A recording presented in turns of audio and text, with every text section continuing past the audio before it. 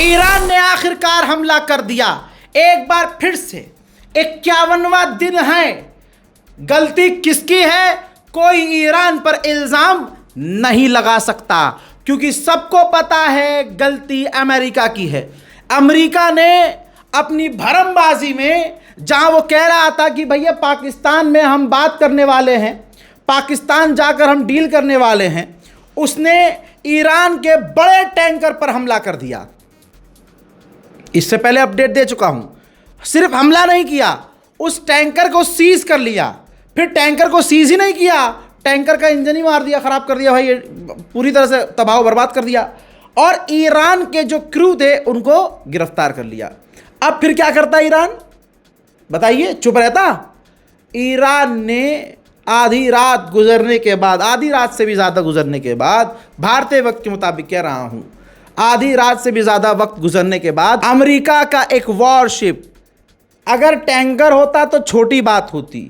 सबूत आपकी स्क्रीन पर है, प्रूफ देख लीजिए भैया। अमेरिका का युद्धपोत जिसे टारगेट किया है ईरान ने, और ईरान ने खुद ऐलान किया है, तो ईरान तो झूठ बोलेगा नहीं। ईरान ने अमेरिका के युद्धपोत को निशाना बनाकर ड्रोन लॉन्च किया है। अब आगे की खबर नहीं है मेरे पास कि भैया वॉरशिप पर हमला हुआ तो नुकसान कितना हुआ, क्योंकि ये ब्रेकिंग न्यूज़ है। ब्रेकिंग न्यूज़ शेयर कीजिएगा इस वीडियो को। मामला तो गंभीर हो चुका है। यानी ईरान जो कह रहा था शुरू से ही कि भैया हम नहीं जाएंगे, हम पाकिस्तान नहीं जाएंगे, हम बातचीत नहीं करेंगे, और वहाँ पाकिस्तान कह रहा था कि नहीं पाकिस्तान आइए आप बात कीजिए आप, तमाम तरह की चीज़ों का खुलासा हो गया है। अमेरिका ने इस डील को, होने वाली डील को ख़राब कर दिया है। हजरात, सबसे बड़ा अपडेट है ये। मुझे पता है आप लोग सो रहे हैं, लेकिन सबसे बड़ा अपडेट है, जंग की एक नई शुरुआत हो रही है। दोस्तों, ये रहा अपडेट। ईरान गवर्नमेंट ने इमरजेंसी में जो स्टेटमेंट जारी किया है आपके सामने है, जिसमें ईरान की गवर्नमेंट ने कहा कि हमें मालूम है, हमें पता है कि अमेरिका इजराइल हम पर हमला करेंगे, क्योंकि 2 बार बातचीत के दौरान इन्होंने हम पर हमला किया था, ये दोबारा करेंगे, और हमें पता है कि वो हम पर हमला करने की तैयारी कर रहे हैं। हम भी पूरी तैयारी कर रहे हैं, और कहा है कि अगर हम पर हमला किया गया तो हम जवाब देंगे बहुत तगड़ा। और आगे धमकी सुन लीजिए। और ईरान जो कहता है वो करता है। ये 51 दिन का पूरा रिकॉर्ड आपने देखा है।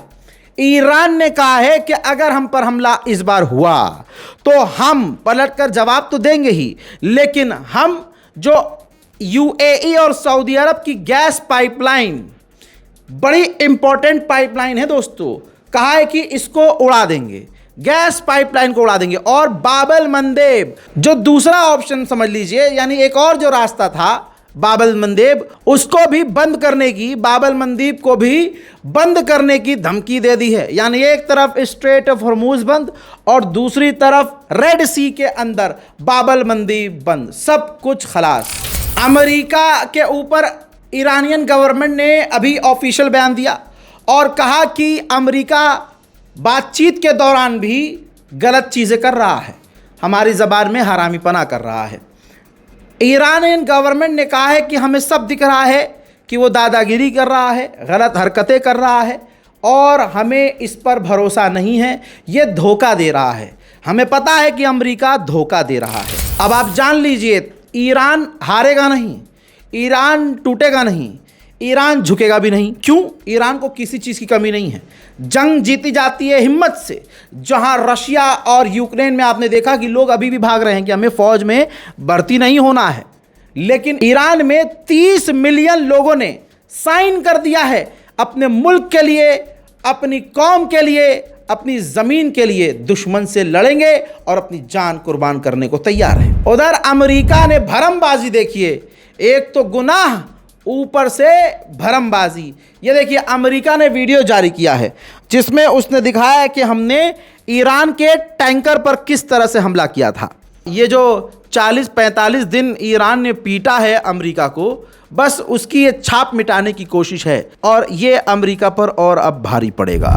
मेरे दोस्तों, ज़रा इस अखबार को देखिए, न्यूयॉर्क टाइम्स।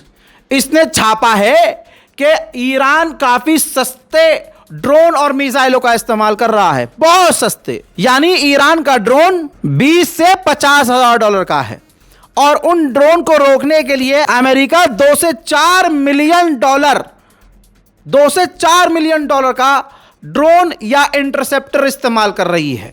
इसीलिए ईरान की जीत हो रही है। कौन कह रहा है? अमेरिका अखबार कह रहा है। यानी ईरान के एक सस्ते ड्रोन और सस्ती मिसाइल को रोकने के लिए अमेरिका 100 गुना ज्यादा महंगे हथियारों का इस्तेमाल कर रहा है। उधर भारत का भी बयान आया है। भारत ने कहा है कि हम डीपली डिस्टर्ब हैं जो ईरान ने हमारे टैंकरों पर हमला किया है और इस बारे में हम ईरान से बात कर रहे हैं। उधर यूएई को टेंशन है। यूएई और अमेरिका बात कर रहे हैं।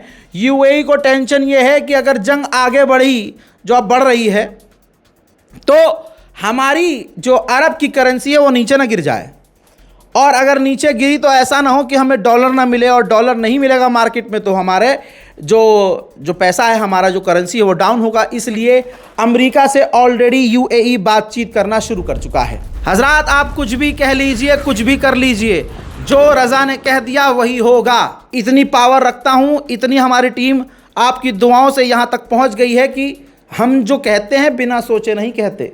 मेरी टीम जो मुझे बताती है वो हवाई बातें नहीं होती हैं। याद है, इस जंग को किनारे कर दीजिए, जब सूडान का मामला चल रहा था, जब यमन पर हमला हुआ तो पता क्या चला कि इसके पीछे यूएई है ना। सऊदी अरब ने यमन को बचाया टूटने से, सऊदी अरब ने सूडान के अंदर मदद भेजी, यूएई को लताड़ा। अब दोनों एक दूसरे के टक्कर पर आ गए थे। इस जंग से 1-2 दिन पहले तक यह मामला चल रहा था।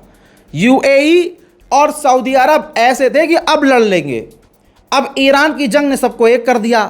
तो अब ये विजुअल देखिए जो हमारी बात को साबित करेगी।